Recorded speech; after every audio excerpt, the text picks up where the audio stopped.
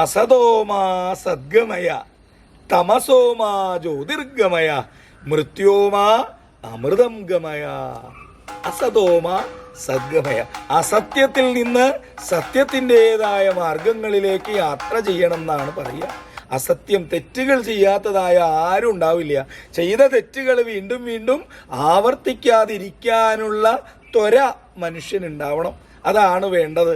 അങ്ങനെ ആ തെറ്റുകളെല്ലാം മാറ്റി പൂർണ്ണമായ സത്യത്തിൻ്റെ സ്വത്വബോധത്തെ ഉൾക്കൊണ്ട് പൂർണ്ണ മനുഷ്യനായിട്ട് മാറുകയാണ് വേണ്ടത്.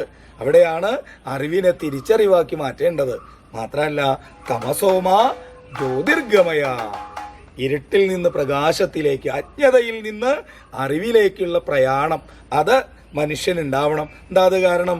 അറിവില്ലായ്മകളെ അറിവാക്കി മാറ്റി, അറിവുകളെ അനുഭവജ്ഞാനം കൊണ്ട് തിരിച്ചറിവാക്കി മാറ്റി മറ്റുള്ളവരിലേക്ക് പകർന്നാടാനുള്ള സ്വബുദ്ധിയുള്ളവരെയാണ് യഥാർത്ഥ ഉത്തമ മനുഷ്യസ്നേഹികള് അല്ലെങ്കിൽ ഉത്തമ മനുഷ്യര് എന്ന് പറയുക.